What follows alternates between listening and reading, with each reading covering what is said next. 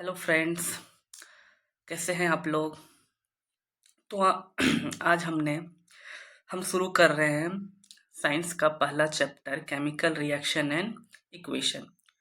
तो इससे पहले बता दें कि आप लोग चैनल पे अगर नए हैं तो चैनल को सब्सक्राइब कर दें, अपने दोस्तों के पास शेयर कर दें ताकि उन लोग के पास भी पहुंच सके, क्योंकि मैंने इस कंटेंट को बनाने में बहुत ही ज़्यादा मेहनत किया है। खुद ही कंटेंट बनाना, नोट्स क्रिएट करना, पीपीटी बनाना बहुत टाइम लगता है। और जैसा मैंने बनाया है, आप वीडियो पूरा देख लीजिए, आप अंत तक देखिए वीडियो। अगर ऐसा कंटेंट अगर झारखंड के जैक बोर्ड के लिए कोई भी टीचर अगर देता हो तो आप वीडियो नहीं देखिएगा, ठीक है।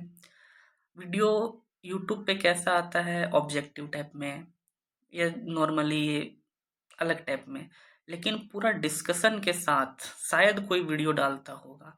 तो प्लीज़ अगर ये हेल्पफुल होगा तो शेयर कर दीजिएगा, क्योंकि ये ऐसा वीडियो आपको नहीं मिलेगा डिटेल में, ठीक है। तो चलिए शुरू करते हैं। आज का हमारा जो पहला चैप्टर होने वाला है केमिकल रिएक्शन एंड इक्वेशन, ठीक है। अब ये केमिकल रिएक्शन होता क्या है और ये इक्वेशन क्या है। रिएक्शन और इक्वेशन दो चीज को जानना है। ये रिएक्शन क्या होता है, इक्वेशन क्या होता है, ठीक है।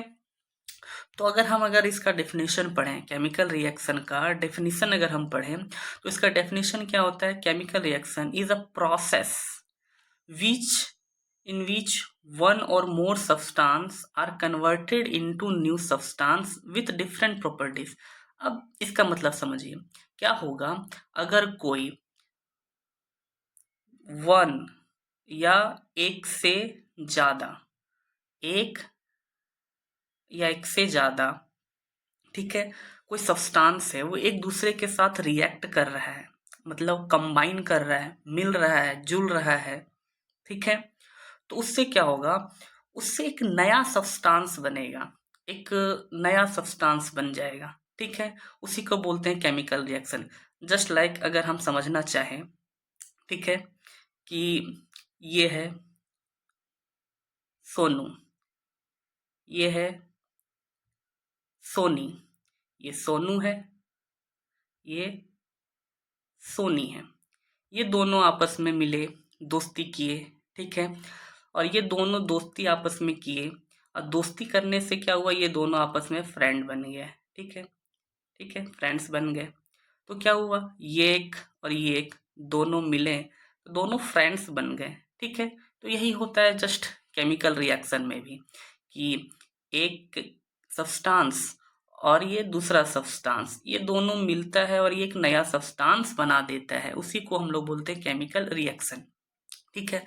जस्ट लाइक एग्जाम्पल अगर देखना चाहे तो एग्जाम्पल में क्या हो जाएगा, जैसे कि H2 है, ये एक सब्सटेंस है, O2 है, ये एक सब्सटेंस है। ये दोनों जब रिएक्ट करेगा, मतलब आपस में जब मिलेगा मिलेगा दोनों, देख रिएक्शन होगा।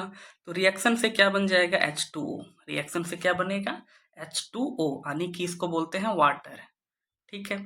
तो इसमें क्या होगा, हाइड्रोजन ये एक अलग सब्सटेंस है, ऑक्सीजन ये अलग सब्सटेंस है। अब ये दोनों सब्सटेंस आपस में मिला, ये दोनों सब्सटेंस आपस में मिला तो क्या बना दिया, वाटर, H2O बना दिया। तो देखो इसका प्रॉपर्टी अलग अलग है, लेकिन इन दोनों से डिफरेंट प्रॉपर्टी का ये है, ठीक है। ये अलग प्रॉपर्टी का है, ये अलग प्रॉपर्टी का है, और ये कंप्लीटली अलग ही प्रॉपर्टी बना दिया। तो वही है विथ डिफरेंट प्रॉपर्टी। इसका अलग प्रॉपर्टी है हाइड्रोजन का, ऑक्सीजन का अलग प्रॉपर्टी है, और जो नया सब्सटेंस बन रहा है उसका भी एक नया प्रॉपर्टी होगा। तो उसी को हम लोग क्या बोलते हैं, केमिकल रिएक्शन बोलते हैं, ठीक है। होप इतना क्लियर हो गया होगा। तो इसी को हम लोग केमिकल रिएक्शन बोलते हैं। अगर आगे हम चलें तो आगे क्या है, केमिकल इक्वेशन। केमिकल इक्वेशन क्या होता है इसको समझें।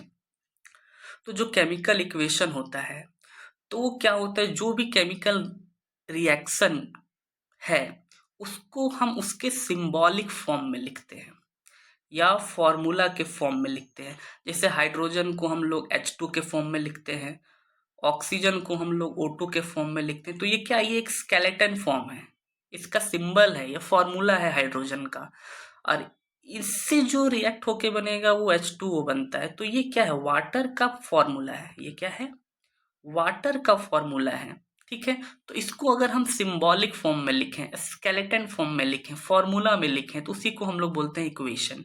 तो इक्वेशन कुछ नहीं है, जो रिएक्शन है उसी को हम लोग फॉर्मूला में लिखते हैं या सिंबल में लिखते हैं, वही कहलाता है केमिकल इक्वेशन।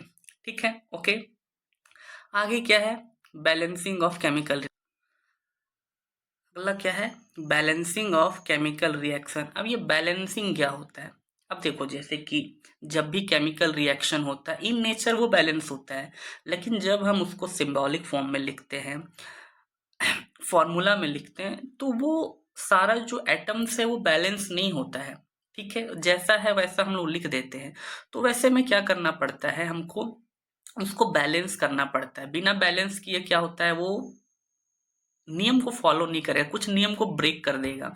तो वही है कि हमको बैलेंस करने का क्यों जरूरी पड़ता है, जितने भी एटम्स हैं राइट साइड में और लेफ्ट साइड में, दोनों साइड बैलेंस करने का जरूरत है, दोनों साइड जो नंबर है उसको सेम करने का जरूरत है। ऐसा क्यों, क्योंकि जो लॉ है एक conservation of mass, conservation of mass, conservation conservation of मास में क्या बोला जाता है कि जो भी मास है ना भी हम उसको क्रिएट कर सकते हैं, ना ही उसको हम डिस्ट्रॉय कर सकते हैं, ना ही हम बना सकते हैं, ना ही उसको बिगाड़ सकते हैं। जितना मास पहले था उतना ही मास बाद में होगा। ठीक है, मान लो पहले 10 ग्राम था, तो रिएक्शन होने के बाद भी उस पूरे कंपाउंड का मास 10 ही होना चाहिए, ना घट सकता है ना बढ़ सकता है। इसीलिए हम लोग क्या होता है, कोई भी इक्वेशन को बैलेंस करना पड़ता है। ठीक है, अब बैलेंस कैसे करेंगे, क्या नियम है। ठीक है, जैसे मान लीजिए ये एक एग्जाम्पल दिया हुआ है। ठीक है, Fe plus H2O, Fe plus H2O, इससे रिएक्शन हुआ तो ये बना Fe3O4 और H2। ठीक है, इसको कैसे बैलेंस करते हैं, पहले इसको कि एक टेबल बनाना पड़ता है, जितना भी एलिमेंट है वो एक टेबल बना लेंगे। लेफ्ट साइड में जो भी एलिमेंट है लेफ्ट में, राइट में जो भी एलिमेंट है। ठीक है, अब जैसे देखो जो भी एलिमेंट है यहाँ पे लिख लेते हैं। ठीक है, एलिमेंट को, एलिमेंट क्या क्या है, Fe है, हाइड्रोजन है और ऑक्सीजन है, ये 3 एलिमेंट है। ठीक है, Fe का संख्या, Fe का संख्या लेफ्ट साइड में कितना है 1, Fe की संख्या राइट साइड में कितना है 3। ओके, फिर हाइड्रोजन पे आते हैं, हाइड्रोजन लेफ्ट में कितना है 2, राइट में हाइड्रोजन कितना है 2, ऑक्सीजन लेफ्ट में कितना है 1, लेफ्ट में ऑक्सीजन कितना है 4। तो ये पहले टेबल बनाना पड़ता है, लेफ्ट में नंबर कितना है और राइट में नंबर कितना है। ओके, अब क्या करना पड़ता है, जो सबसे ज्यादा नंबर में एटम्स हो उससे हम लोग बैलेंसिंग शुरू करते हैं, वहां से बैलेंसिंग शुरू करते हैं। तो सबसे ज्यादा नंबर ऑफ एटम्स किसका है, ऑक्सीजन का, सबसे ज्यादा नंबर किसका है, ऑक्सीजन का 4 नंबर। तो हम ऑक्सीजन से बैलेंसिंग शुरू करते हैं। ठीक है, जब भी अगर हम कम नंबर वाले से बैलेंसिंग करते हैं तो आगे जाके क्या होगा, मिस्टेक हो जाएगा। इसलिए जब भी बैलेंसिंग शुरू किया जाता है वो हमेशा हायर नंबर ऑफ एटम्स से शुरू किया जाता है। अब यहाँ पे क्या है, हायर नंबर ऑफ एटम्स में जो ऑक्सीजन है वो कितना है 4 है। तो हमको क्या है, राइट साइड में 4 है, राइट साइड में 4 है तो हमको लेफ्ट साइड भी 4 करना पड़ेगा। तो इससे क्या करते हैं, 4 से मल्टीप्लाई कर देते हैं, 4 से मल्टीप्लाई कर देते हैं। तो जब 4 से मल्टीप्लाई करेंगे तो ऑक्सीजन कितना हो जाएगा, ऑक्सीजन कितना हो जाएगा 4 हो जाएगा। तो ऑक्सीजन इक्वल हो गया, इधर भी 4 इधर भी 4। अब देखिए यहाँ पे ऑक्सीजन, ये यहाँ पे ऑक्सीजन है, लेफ्ट साइड में हम 4 से मल्टीप्लाई किए। अब लेफ्ट साइड में 4 से जब मल्टीप्लाई कर रहे हैं तो यहाँ पे तो हाइड्रोजन भी है। ठीक है, यहाँ पे हाइड्रोजन है और हम 4 से मल्टीप्लाई करेंगे तो क्या होगा, हमको इस हाइड्रोजन के साथ भी 4 से मल्टीप्लाई करना पड़ेगा, हाइड्रोजन के साथ भी 4 से मल्टीप्लाई करना पड़ेगा। अब जब हाइड्रोजन के साथ 4 से मल्टीप्लाई करेंगे तो इसका संख्या क्या हो जाएगा, 8। इसका संख्या कितना हो जाएगा, 8 हो जाएगा। अब चूंकि इधर हाइड्रोजन 8 हो गया और इधर कितना है, 2 ही है, तो इसको बैलेंस करने के लिए क्या करना पड़ेगा, इधर भी हमको 4 से मल्टीप्लाई करना पड़ेगा। इधर भी 4 से मल्टीप्लाई करना पड़ेगा। तो इधर कितना हो गया, 8 हाइड्रोजन। तो इधर 4 हाइड्रोजन, सॉरी इधर 4 ऑक्सीजन, 4 ऑक्सीजन, इधर 4 हाइड्रोजन, इधर 4 हाइड्रोजन, ये दोनों इक्वल हो गए। अब देखते हैं Fe को। Fe में अगर अगर देखें हम लोग, ठीक है, Fe इधर 1 है, इधर 3 है, तो दोनों साइड इक्वल करना है, तो इसमें क्या करेंगे, 3 से मल्टीप्लाई कर देंगे। अब इसमें 3 से मल्टीप्लाई करेंगे तो क्या हो जाएगा, ये 3 हो जाएगा। तो ये दोनों आपस में बैलेंस हो गया। तो हुआ क्या, Fe था, Fe के साथ 3 मल्टीप्लाई कर दिए, ठीक है। यहाँ पे H2O है, यहाँ पे H2O है, तो H2O में क्या किए हम लोग, 4 से मल्टीप्लाई किए थे, तो यहाँ से 4 से मल्टीप्लाई कर दिए, तो ये बन गया। उसके बाद क्या था, हाइड्रोजन। हाइड्रोजन में हम लोग क्या किए थे, इधर इधर राइट साइड में 4 से मल्टीप्लाई किए, तो यहाँ जो राइट साइड में हाइड्रोजन है इसमें भी 4 से मल्टीप्लाई कर दिए। तो देखो सारा साइड इक्वल हो गया। Fe3, इधर भी 3, हाइड्रोजन 4 दूना 8, इधर 4 दूना 8 हो गया, ऑक्सीजन 4, ऑक्सीजन 4 हो गया। तो ये पूरा प्रोसेस होता है बैलेंस करने का। ओके, सबसे पहले काउंटिंग करना पड़ता है कि कितने ज़्यादा एटम्स किस साइड हैं। जहाँ ज़्यादा एटम्स होगा वहाँ से शुरू करना है, जहाँ पे भी ज़्यादा एटम्स होगा वहाँ से हमको शुरू करना है। उसके बाद उसको बैलेंस करते हुए चलना है, राइट साइड और लेफ्ट साइड एक एक करके, तब जाके मेरा जो बैलेंसिंग है वो पूरा कंप्लीट होगा।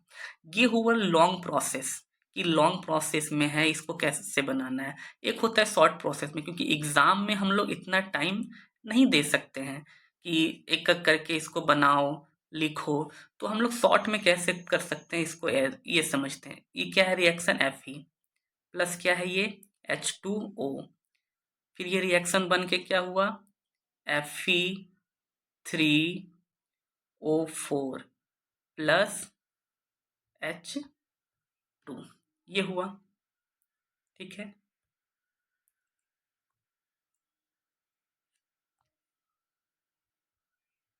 H2, अब क्या होता है, जो नियम है वही कि जहां पे ज्यादा नंबर ऑफ एटम है वहां से शुरू करना है। तो ऑक्सीजन इधर 4 है, इधर कितना है, 1 है, इधर 4 है, इधर 1 है। तो क्या करेंगे हम लोग, यहाँ 4 है, यहाँ 1 है, तो यहाँ 4 से मल्टीप्लाई कर देंगे, ठीक है। अब यहाँ 4 से मल्टीप्लाई किए, हाइड्रोजन में 4 से मल्टीप्लाई किए हैं, तो ये तो हाइड्रोजन 4 हो गया। लेकिन यहाँ पे हाइड्रोजन कितना है, सॉरी यहाँ पे हाइड्रोजन कितना हो गया, 8। यहाँ पे हाइड्रोजन 2 और 4 मिलके कितना, 8 हो गया। लेकिन यहाँ पे हाइड्रोजन कितना है, यहाँ पे हाइड्रोजन तो 2 ही है। तो क्या करना पड़ेगा, यहाँ भी 4 से मल्टीप्लाई कर देंगे। तो हाइड्रोजन 4 दूना 8, हाइड्रोजन 4 दूना 8, ये बैलेंस हो गया। ऑक्सीजन 4, ऑक्सीजन 4, ये बैलेंस हो गया। अब क्या करेंगे, Fe पे आएंगे। Fe यहाँ पे कितना है, 3 है। Fe यहाँ पे कितना है, 1 है। तो यहाँ पे 3 है, यहाँ पे 1 है, तो यहाँ पे क्या करेंगे, 3 लगा देंगे। तो इधर भी Fe3 हो गया, इधर भी Fe3 हो गया, ठीक है। तो इस तरह से हम शॉर्ट में हम लोग बैलेंस कर सकते हैं। पहले तो हमको ये सीखना पड़ेगा बैलेंसिंग करने, काउंटिंग करके।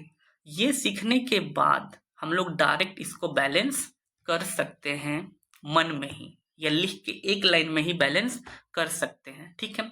तो ये क्लियर हो गया कि बैलेंसिंग हम लोग कैसे करेंगे। अगला हम लोग चलते हैं types of reaction, types of chemical reaction, कितने टाइप का होता है। तो टोटल जो है वो 4 टाइप का होता है। टोटल रिएक्शन कितने टाइप का होता है, मेनली 4 टाइप का होता है। उसके आगे भी ज़्यादा होता है, रेडॉक्स रिएक्शन है, ऑक्सीडेशन है, ये सब और भी बहुत सारे, लेकिन मेनली 4 टाइप के होते हैं, ठीक है। अगर हम देखें, पहला रिएक्शन है कॉम्बिनेशन रिएक्शन। कि कॉम्बिनेशन रिएक्शन क्या होता है भाई, कॉम्बिनेशन का मतलब क्या, साथ में आना, कंबाइन करना। कोई चीज है, एक ये एटम, ये एक एटम, ये दोनों आपस में मिलेंगे, कंबाइन करेंगे और मिलके एक नया एटम बनाएंगे। जैसे ए है अब बी है, ये ए है प्लस ये बी है, ये एक अलग एटम है, ये अलग एटम है, ये दोनों मिल के एक नया कंपाउंड बनाएंगे। मतलब अगर टू या मोर सब्सटेंस मिलके एक नया कंपाउंड बनाए, क्या बनाएगा? एक कंपाउंड। अब ये जब भी बनता है ये कंपाउंड रहेगा, ये अब सब्सटेंस नहीं, सब्सटेंस इसको बोलेंगे जो सिंगल सिंगल है, ठीक है। तो ये क्या बन जाएगा? एक कंपाउंड। तो इसी को क्या बोलते हैं? कॉम्बिनेशन रिएक्शन बोलते हैं। जब एक या एक से ज्यादा सब्सटेंस आपस में मिलेंगे और एक नया कंपाउंड का बना देंगे, नया प्रोडक्ट बनाएंगे, उसी को बोलते हैं कॉम्बिनेशन रिएक्शन। ओके, अगला चलते हैं डिकम्पोजिशन रिएक्शन। अगला क्या है? Decomposition reaction. डिकम्पोजिशन रिएक्शन क्या होता है? अब जैसे कॉम्बिनेशन का ही ये उल्टा होता है। कोई भी चीज मिला तो वो कोई भी चीज टूट भी सकता है। कोई दोस्त आपस में मिलते हैं, दोस्ती करते हैं, तो उसमें ब्रेकअप भी होता है, ठीक है। कोई दोस्त आपस में मिला, प्यार हुआ, दोस्ती हो गया, मिल गया, लेकिन उसमें कोई बाहरी आदमी आके फूट डालेगा तो ब्रेकअप भी हो सकता है, ब्रेकअप भी होगा। तो डिकम्पोजिशन में क्या होता है? कॉम्बिनेशन का उल्टा है, रिवर्स फॉर्म है। जब एक सिंगल कंपाउंड होगा, ये सिंगल कंपाउंड है, यही क्या हो जाएगा? ब्रेक डाउन हो जाएगा दो या दो से ज्यादा सब्सटेंस में।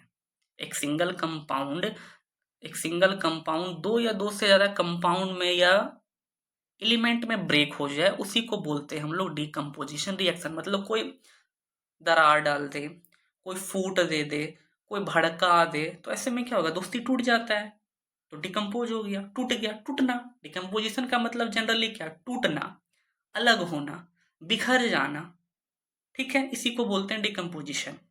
अब कोई भी फूट करेगा तो टूटने का तरीका अलग अलग होगा, जनरली बात है। अगर ब्रेकअप हो रहा है तो कोई दोस्त भड़का दिया, कोई अलग रीजन हो सकता है, कुछ भी हो सकता है। तो उसका रीजन क्या है? क्या क्या तरीके से वो ब्रेकअप हो सकता है, वो टूट सकता है, वो बिखर सकता है, ठीक है। तो उसका तीन रीजन है, तीन तरीके का होता है डिकम्पोजिशन, तीन तरीके से वो टूट सकता है। बाय हीट, ठीक है, बाय इलेक्ट्रिसिटी, बाय लाइट, ठीक है। कोई आपकी दोस्ती में बीच में आएगा, कान भरेगा, ठीक है, कान भरेगा, तोड़ देगा, ठीक है। तो हीट देगा, बाहर से एक एनर्जी प्रोवाइड करेगा, ठीक है, बाहर से एनर्जी प्रोवाइड करेगा, हीट देगा और तोड़ देगा। तो उसको बोलते हैं थर्मल डिकम्पोजिशन। क्या बोलेंगे? Thermal decomposition. अगर हम बाहर से कोई हीट प्रोवाइड करें तोड़ने के लिए, कोई भी सब्सटेंस है उसको अगर हम बाहर से हीट दें, एनर्जी दें और उसको तोड़ दें, तो उसको बोलेंगे थर्मल डिकम्पोजिशन। जैसे कि ये क्या है? PbNO3 यानी कि लेड नाइट्रेट। इसको क्या बोलते हैं? Lead nitrate. और ये एक अच्छा क्वेश्चन है, ये लेड नाइट्रेट का क्वेश्चन एग्जाम में पूछा जाता है, तो इस एग्जाम्पल को ध्यान में रखना है, लेड नाइट्रेट, क्योंकि डायरेक्ट ही पूछ देगा कि ये जो रिएक्शन है इसके आगे का टर्म क्या होगा। मतलब ये वाला दे देगा, यहाँ हीट लिख देगा, उसके बाद बोलेगा कि इसके आगे का टर्म यानी यहाँ पे क्या होगा, ये ब्लैंक कर देगा, यहाँ पे क्या करेगा? ब्लैंक कर देगा, ऐसे करके। अब पूछेगा कि इस जगह पे क्या भराएगा। तो ऐसे में ये क्वेश्चन बहुत ही ज्यादा पूछा जाता है, बनता है, इसलिए इसको ध्यान रखना, ठीक है। तो क्या है? अब ये है PbNO3, इस पे क्या किए? हीट दिए। PbNO3 पे क्या किए? हीट दिए, ठीक है, इसको गर्म किए। अब जब इसको गर्म करते हैं तो क्या होता है? ये PbO यानी कि लेड ऑक्साइड, NO2 यानी कि नाइट्रोजन ऑक्साइड और ऑक्सीजन, ये तीन चीजें बनता है, ठीक है। ये लेड ऑक्साइड बना, प्लस में नाइट्रोजन ऑक्साइड और ऑक्सीजन, ये दोनों गैस क्या होता है? बाहर निकलता है रिएक्शन से। तो ये हीट देने से हो रहा है, इसलिए इसको बोलते हैं थर्मल डिकम्पोजिशन। जब हम उसको गर्म करेंगे तब ये अलग हो जाएगा, साथ में नहीं रहेगा, ठीक है। अगला क्या है? अगला अगर हम ध्यान से देखें तो अगला क्या है? Electrolytic decomposition. इलेक्ट्रोलाइटिक यानी कि इलेक्ट्रिसिटी। अगर हम किसी कंपाउंड के ऊपर या कंपाउंड में हम इलेक्ट्रिसिटी प्रोवाइड करें, इलेक्ट्रिसिटी पास करवाएं तो क्या होगा, वो कंपाउंड ना टूट जाएगा, बिखर जाएगा, अलग हो जाएगा, बोलेगा नहीं नहीं हम साथ में नहीं रहेंगे, हम अलग हो जाते हैं। तो टूट के अलग होके वो चला जाएगा। जैसे कि अगर हम देखें H2O, H2O में अगर हम इलेक्ट्रिसिटी देते हैं, ठीक है, इलेक्ट्रिसिटी, तो ये H2 प्लस O2 में टूट जाता है।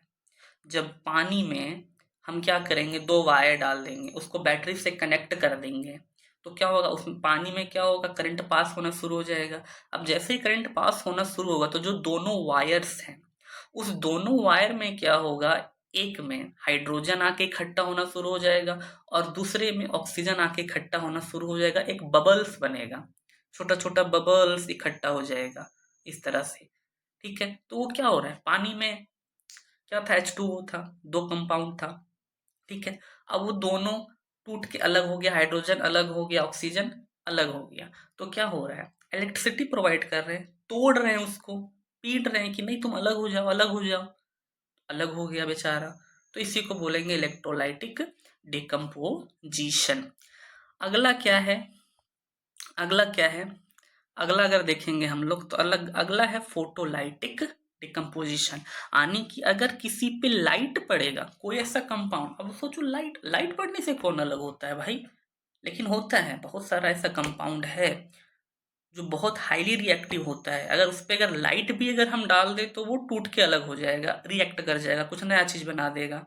ठीक है, तो ऐसे ही जैसे कि AgBr, AgBr, AgCl, aluminium sorry silver bromide, silver chloride. ठीक है, इन दोनों पे अगर लाइट पड़ता है, ठीक है, तो ये क्या होगा, लाइट पड़ने से क्या होता है, ये टूट जाएगा, लाइट पड़ने से क्या होगा, ये टूट जाएगा और टूट के क्या बना देगा, Ag+Br, Ag+Br, और ये टूट के क्या बनाएगा, Ag+Cl। अब देखो ये कंपाउंड है, ये क्या है, एक कंपाउंड, इसमें एक एलिमेंट अलग हो गया, एक एलिमेंट अलग हो गया, इसमें एक एलिमेंट अलग हो गया, ये एक एलिमेंट अलग हो गया, तो ये टूट रहा है ना, इस पे लाइट पड़ा, इस पे भी लाइट पड़ा, दोनों पे लाइट पड़ा। ठीक है, इस सूरज का रोशनी था, मान लो सूरज का रोशनी है,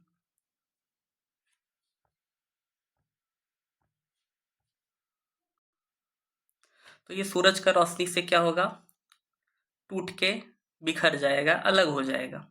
ठीक है, तो ये AgBr टूट गया Ag और Br में, AgCl टूट गया Ag और Cl में, तो ये कहलाता है फोटोलाइटिक डिकम्पोजिशन। तो ये टू टाइप का होता है, थ्री टाइप का होता है, थर्मल डिकम्पोजिशन, इलेक्ट्रोलाइटिक डिकम्पोजिशन और फोटोलाइटिक डिकम्पोजिशन। तो डिकम्पोजिशन थ्री टाइप का होता है। ठीक है, और ये कॉम्बिनेशन का ही रिवर्स होता है, उल्टा होता है। कॉम्बिनेशन को उल्टा कर दो डिकम्पोजिशन, डिकम्पोजिशन का उल्टा कर दो कॉम्बिनेशन। ठीक है, चलिए यहाँ तक क्लियर हो गया।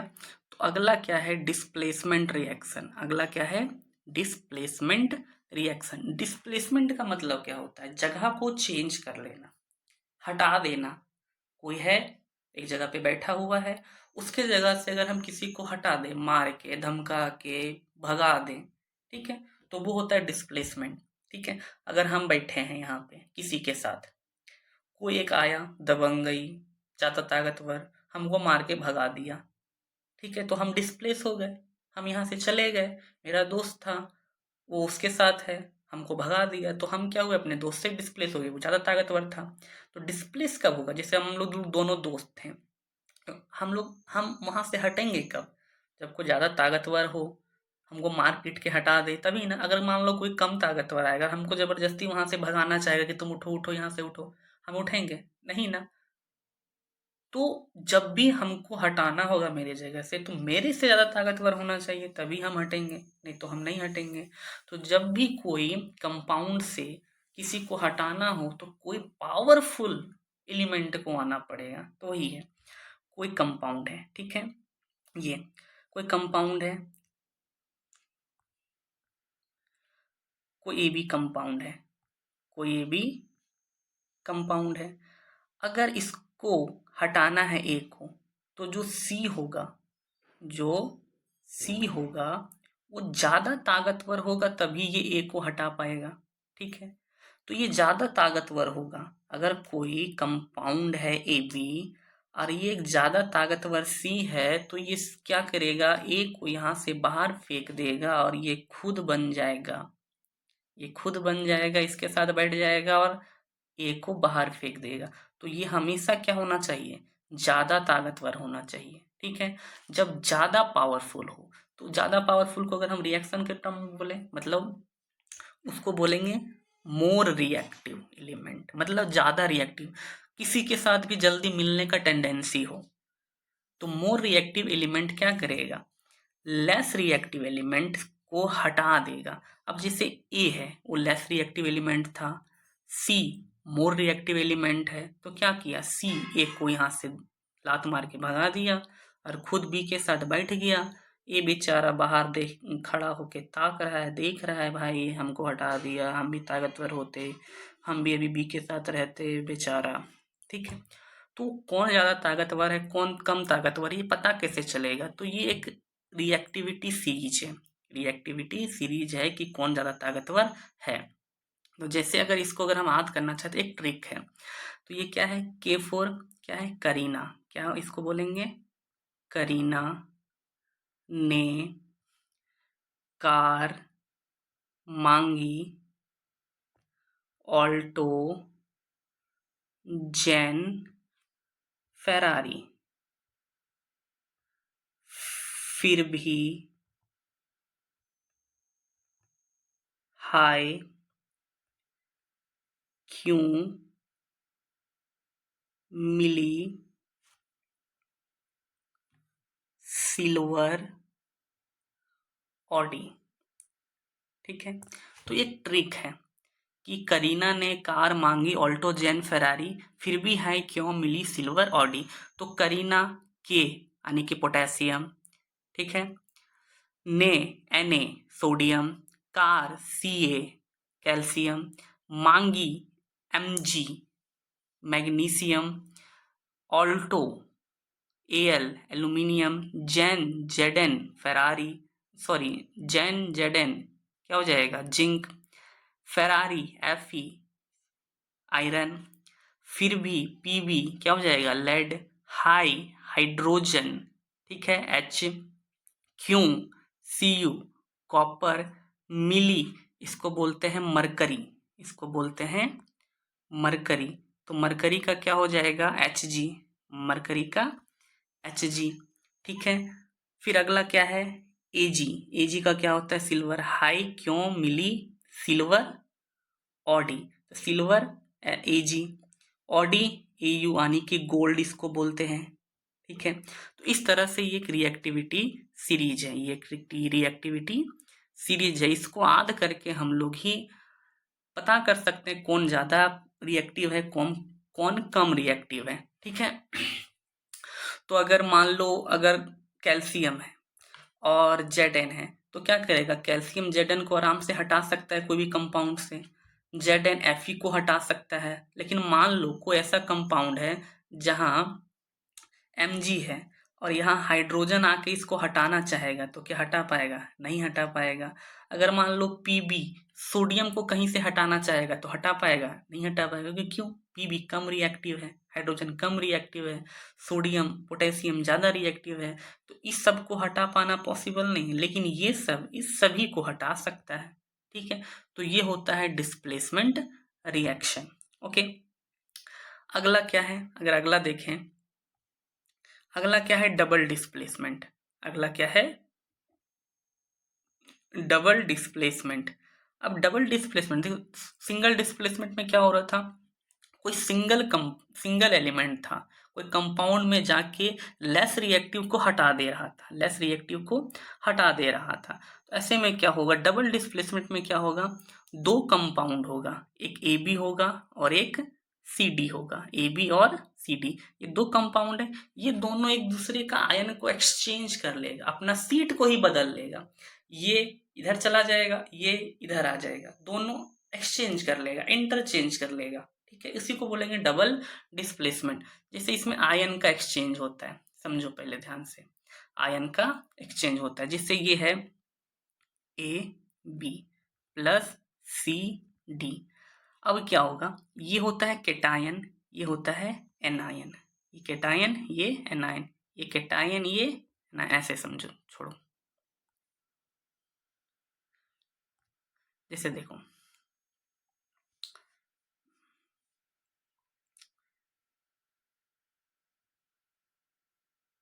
देखो यहाँ पे Na2BO4 प्लस BaCl2। अब यहाँ पे अगर देखें तो इसको बोलते हैं केटायन, इसको बोलते हैं एनायन, ठीक है, इसको बोलते हैं केटायन, इसको बोलते हैं एनायन।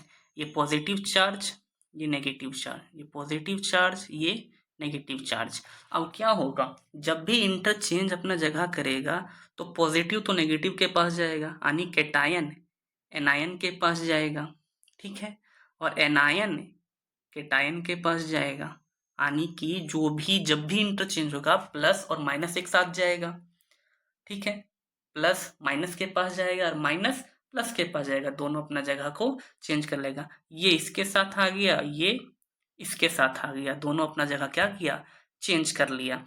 तो Na और Cl दोनों मिल गया, Na और Cl मिला तो क्या बन गया, NaCl बन गया। BO4 और Ba मिल गया तो क्या बन जाएगा, BaBO4 बन जाएगा, ठीक है, ये बन जाएगा। तो इस तरह से ये केटायन ये एनायन, ये केटायन ये एनायन बन जाएगा, ठीक है। तो इस तरह से होता है double displacement reaction, double displacement reaction. Sorry यहाँ पे S होगा, सॉरी यहाँ पे S होगा, यहाँ पे S होगा, सल्फर होगा, sorry for that, my mistake. यहाँ पे S होगा, SO4, ये भी SO4, ठीक है। अब ये केटायन एनायन ये डबल डिस्प्लेसमेंट हो गया, ठीक है, केटायन एनायन के पास जाएगा, एनायन केटायन के पास जाएगा, दोनों अपना जगह को क्या करेगा, चेंज कर लेंगे, बोलेगा चलो तुम मेरे जगह पे आ जाओ, तुम मेरे जगह पे आ जाओ, ठीक है, इस तरह से जगह को इंटरचेंज कर लिया जाएगा। अगला रिएक्शन क्या है, ऑक्सीडेशन एंड रिडक्शन। ये बहुत ही ज़्यादा, ये कुछ हार्ड नहीं। ऑक्सीडेशन का मतलब है किसी भी सब्सटेंस में ऑक्सीजन का जुड़ना, तो वो कहलाएगा ऑक्सीडेशन। और किसी भी सब्सटेंस से ऑक्सीजन का हटना, कोई कंपाउंड है उससे ऑक्सीजन अगर हट रहा है तो उसको बोलते हैं रिडक्शन।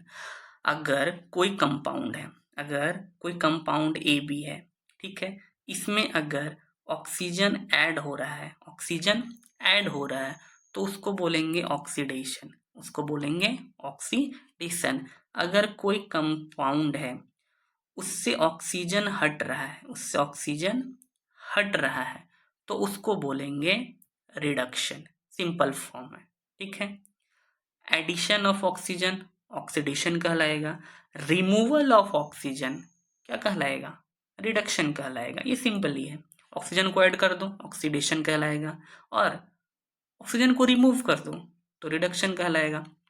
एक होता है हाइड्रोजन के टर्म में, अगर किसी में हाइड्रोजन को ऐड कर देंगे, हाइड्रोजन को ऐड कर देंगे तो वो रिडक्शन कहलाएगा, और हाइड्रोजन को हटा देंगे तो वो ऑक्सीडेशन कहलाएगा, ठीक है, उल्टा कहलाएगा, ठीक है।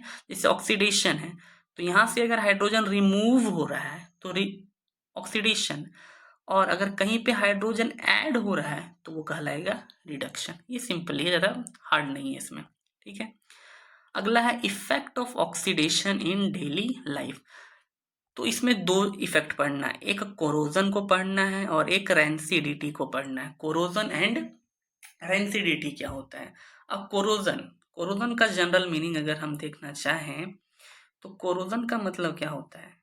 कोरोजन कोई भी मेटल है, अगर कोई भी मेटल मॉइस्चर के कांटेक्ट में आ जाए, खुला एयर है वहां पे मॉइस्चर है, ऑयल है, ठीक है, मॉइस्चर वगैरह आ जाएगा, यानी यार मॉइस्चर यानी पानी, पानी में क्या होता है ऑक्सीजन, मतलब कोई मेटल ऑक्सीजन से रिएक्ट कर रहा है, मॉइस्ट एयर से रिएक्ट कर रहा है तो क्या होगा, उसी को बोलते हैं कोरोजन।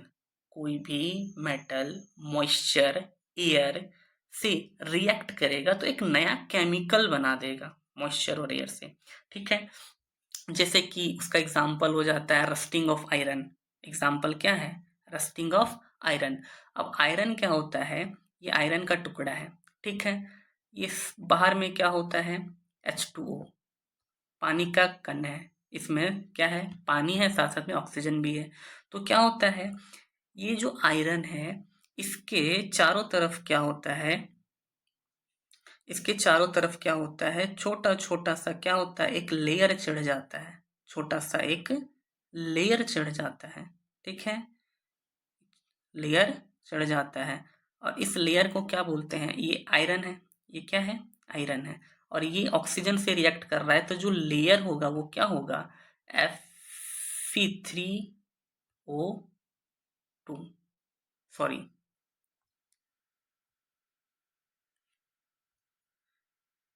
Fe2O3, फेरस ऑक्साइड बोलेंगे इसको। यानी कि ये दोनों मिला, ठीक है, ऑक्सीजन से रिएक्ट कर गया तो क्या कहलाया? ये जंग लग गया, रस्टिंग ऑफ आयरन। तो ये एक लेयर बना दिया। अब एक लेयर क्या होगा, ये धीरे धीरे क्या होगा, ये ब्राउन कलर का, रेडिश ब्राउन कलर का होता है, तो ये क्या होगा, धीरे धीरे झड़ जाएगा। तो इससे क्या होगा, लोहा जो आयरन है उसका वेट में कमी आ जाएगा, उसका क्वालिटी में कमी आ जाएगा, वो धीरे धीरे खराब होगा। जैसे जैसे वो परत हटते जाएगा वो खराब होते जाएगा। तो ये एक एग्जाम्पल है कि जब भी आयरन में रस्टिंग होगा तो वो धीरे धीरे वो उसका वेट, उसका जो मास है वो कम होते जाएगा और वो खराब हो जाएगा, ठीक है, लगातार। और वो क्या होता है, स्टिकी नहीं होता है, नॉन स्टिकी होता है। ये लेयर क्या होगा, हट जाएगा। ये लेयर क्या होगा, धीरे धीरे हट जाएगा। और ये लेयर हट जाएगा तो नीचे वाला आयरन फिर से एयर के कांटेक्ट में आएगा। अब फिर से एयर के कांटेक्ट में आएगा तो फिर से उसमें ऑक्सीजन मिलेगा, रस्ट होगा और वो फिर खराब होगा, फिर झड़ जाएगा, क्योंकि नॉन स्टिकी होता है, ये चिपकता नहीं है, उखड़ जाता है। एक फायदा भी होता है रस्टिंग का, जैसे कि रस्टिंग ऑफ कॉपर। अगर कॉपर है, ये कॉपर है, ठीक है, कॉपर के ऊपर अगर ऑक्सीजन आ जाता है, ऑक्सीजन रिएक्ट करता है, ठीक है, तो इसमें क्या होता है, इसके ऊपर भी एक लेयर चढ़ता है, ब्लू स्क्रीन कलर का, ब्लू स्क्रीन का एक लेयर चढ़ता है, कॉपर ऑक्साइड बन जाता है, ठीक है। और ये कॉपर ऑक्साइड क्या होता है, ये स्टिकी होता है, चिपका होता है, चिपक जाता है, ठीक है। ये चिपकने से क्या होगा, अब ये कॉपर था, इसमें क्या हुआ, चिपक गया।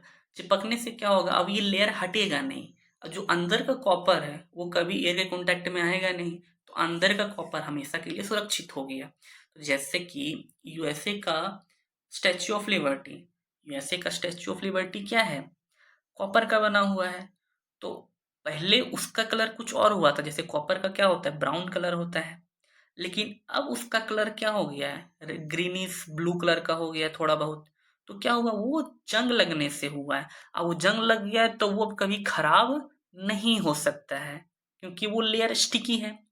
अब जो बाहर का लेयर है वही एयर का कांटेक्ट में है, और वो तो एयर का कांटेक्ट में आने से कॉपर ऑक्साइड बन चुका है, तो दोबारा खराब अंदर वाला कॉपर नहीं होगा। इसलिए जितना भी स्टैचू वगैरह बनता है वो जनरली कॉपर का ही बनाया जाता है। जैसे कि हम लोग इंडिया में भी बनाया गया है वल्लभ भाई पटेल का, ठीक है, स्टैच्यू ऑफ यूनिटी, वो भी कॉपर का ही बनाया गया है। क्यों? क्योंकि कॉपर कभी जल्दी एयर के कांटेक्ट में आने से खराब नहीं होता है, क्योंकि एयर के कांटेक्ट में आएगा तो कॉपर ऑक्साइड बनाएगा, और कॉपर ऑक्साइड बनने से क्या होगा, वो स्टिकी है, वो कभी उखड़ेगा नहीं, और वो चिपका हुआ रहेगा तो अंदर का कॉपर कभी खराब नहीं होगा, तो वो लॉन्ग टाइम तक चलेगा, बहुत लंबे समय तक कभी खराब नहीं होगा, ठीक है। अगला क्या है, अगला ऑक्सीडेशन का इफेक्ट क्या है, अगला ऑक्सीडेशन का इफेक्ट क्या है, रेंसिडिटी। अगला ऑक्सीडेशन का इफेक्ट क्या है, रेंसिडिटी। रेंसिडिटी का मतलब क्या है, संक्षारण, खाना खराब होना। जैसे कि खाना को क्या होता है, अगर हम खुला छोड़ देते हैं या ऐसे ही खाना बनाने के बाद, जैसे गर्मियों में सुबह खाना बनाते हैं, शाम तक उसमें टेस्ट बदल जाता है, स्मेल आने लगता है, तो वो क्या होता है, ऑक्सीजन से रिएक्ट कर रहा है, जो खाना है वो ऑक्सीजन से रिएक्ट कर रहा है और वो ऑक्सीडाइज हो जा रहा है, जिसके वजह से उसका स्मेल, उसका टेस्ट बदल जा रहा है। तो जब भी कोई खाना में जो फैट होता है, खाना के अंदर फैट तो है, ऑयल होता है, जिसके वजह से क्या होता है, ये दोनों ऑक्सीजन से रिएक्ट करके ठीक है, एक नया सब्सटेंस बना लेता है, ठीक है, वो ऑक्सीडाइज हो जाता है, जिसी की वजह से उसका स्मेल बदल जाता है, उसका टेस्ट बदल जाता है, ठीक है। इसलिए खाना को खराब होने से बचाने के लिए क्या करते हैं, store food in air tight container. मान लो जहाँ पे हवा ना हो, जहाँ पे ऑक्सीजन ना हो, वैसा कंटेनर में खाना को पैक किया जाता है, जैसे कुरकुरे, बिस्किट, चिप्स, ये सब क्या होता है, ये पैकेट में पैक किया जाता है। इससे जितना भी एयर है, जितना भी O2 है, वो बाहर निकाल दिया जाता है। और इसके अंदर क्या किया जाता है, या तो N2 डाला जाता है, या तो फिर कोई एंट एसिड, ठीक है, उसको डाला जाता है, ताकि इसमें क्या हो, खाना अंदर में जो है वो एयर का कांटेक्ट में ना आए और उसको खाना जल्दी खराब ना हो, ठीक है। एंटीऑक्सीडेंट डाला जाता है, फिर या तो फिर रेफ्रिजरेटर में भी रख सकते हैं, फ्रिज वगैरह में भी रख सकते हैं। अब जैसे टेम्परेचर कम होगा, टेम्परेचर कम होने से क्या होता है, वो जल्दी बैक्टीरिया उसमें नहीं लगता है, जल्दी एयर कांटेक्ट में नहीं आता है, तो वो जल्दी खराब नहीं होता है। नाइट्रोजन गैस भी डाल सकते हैं, कोई भी पैकेट है उसमें नाइट्रोजन गैस डाल सकते हैं, इस तरह से क्या होगा, खराब नहीं होगा। तो ये जो दोनों प्रोसेस है ऑक्सीडेशन का ही है, एक कोरोजन और एक रेंसिडिटी। ये दोनों क्या है, ऑक्सीडेशन का ही इफेक्ट है, कि अगर मान ले हमारा डेली लाइफ में ऑक्सीडेशन हो रहा है तो उसका क्या क्या, तो ये सारा इफेक्ट है। हम लोग तो देखते ही, मान लो चिप्स वगैरह ले आए, खुला छोड़ दिए, तो सुबह का चिप्स शाम तक देखो कैसा, थोड़ा उसमें नमी आ जाता है, क्योंकि मॉइस्चर है तो नमी आ जाएगा, फिर उसका टेस्ट थोड़ा बदल जाता है, स्मेल भी आने लगता है। सब्जी वगैरह में तो ज़्यादा होता है गर्मी के दिनों में, ठंड में तो कम होता है, क्योंकि टेम्परेचर भी इफेक्ट करता है। टेम्परेचर ज़्यादा रहा तो जल्दी खराब होगा, टेम्परेचर कम रहा तो लेट से खराब होगा, तो टेम्परेचर भी इसमें रोल प्ले करता है, ठीक है। तो ये चैप्टर क्या हुआ, यहीं पे एंड होता है। तो ये चैप्टर में क्या क्या था, केमिकल रिएक्शन क्या होता है, केमिकल इक्वेशन क्या होता है, types of chemical reaction, oxidation का एवरीडे में क्या यूजेस है, क्या इफेक्ट है, ये सब, ठीक है। अब इसमें लास्ट में इंपॉर्टेंट पॉइंट क्या क्या है इसमें, law of conservation of mass. अब law of conservation of mass क्यों याद रखना जरूरी है, क्योंकि जो हम लोग बैलेंसिंग करते हैं, तो इसी के हिसाब से, क्योंकि इसमें ना ही मास को डिस्ट्रॉय किया जा सकता है, ना ही मास को क्रिएट किया जा सकता है, इसलिए हम लोग कोई भी केमिकल इक्वेशन को बैलेंस करते हैं, ठीक है। अगला है एक्सोथर्मिक रिएक्शन और एंडोथर्मिक रिएक्शन। ये क्या होता है, एक्सोथर्मिक, जैसे हम लोग डिकम्पोजिशन रिएक्शन है, डिकम्पोजिशन रिएक्शन में क्या हो रहा था, हीट दे रहे थे, हीट दे रहे थे, तो जब किसी में अगर हम हीट दें, कोई भी रिएक्शन है अगर हम इसमें हीट दें, तो वो कहलाता है एंडोथर्मिक। वो क्या कहलाता है, एंडोथर्मिक। एंडो मतलब अंदर जा रहा है, एंडो मतलब अंदर की ओर जा रहा है, मतलब हीट अंदर जा रहा है, हीट देना पड़ रहा है, ठीक है, उसको बोलेंगे एंडोथर्मिक। अगर मान लो कहीं से हीट बाहर निकल रहा हो, कोई भी ऐसा रिएक्शन है जिसमें हीट बाहर निकल रहा हो, जैसे चूना, चूना को अगर हम पानी में डालते हैं, तो चूना को जब हम पानी में डालते हैं तो उससे क्या होता है, बुलबुला निकलता है, तो बुलबुला निकलता है, साथ ही धीरे धीरे वो चूना है, पानी में मिलने से वो पानी गर्म भी हो जाता है। तो क्या हो रहा है, चूना को पानी से रिएक्ट करवाएं तो इस उससे हीट बाहर निकल रहा है, बाहर आ रहा है, तो बाहर आना एग्जिट, एक्सो एग्जिट कर रहा है, तो उसी को बोलेंगे एक्सोथर्मिक रिएक्शन। तो हीट बाहर निकलेगा तो उसको बोलेंगे एक्सोथर्मिक, अगर हीट देना पड़ेगा तो उसको बोलेंगे एंडोथर्मिक।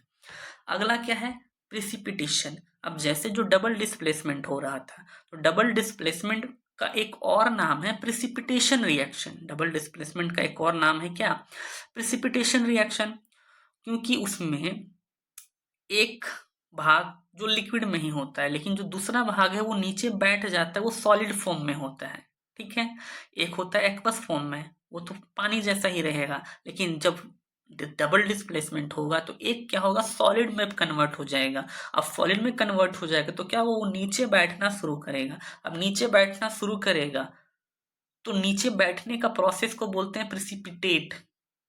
नीचे बैठने को क्या बोलते हैं, प्रिसिपिटेट। जो नीचे बैठ गया सॉलिड पार्ट को, उसको बोलते हैं प्रिसिपिटेट, ठीक है। इसीलिए इस रिएक्शन को, डबल डिस्प्लेसमेंट रिएक्शन को हम लोग प्रिसिपिटेशन रिएक्शन भी बोलते हैं। फॉर्मेशन ऑफ इनसॉल्युबल सॉलिड, उसी को प्रिसिपिटेट बोलते हैं।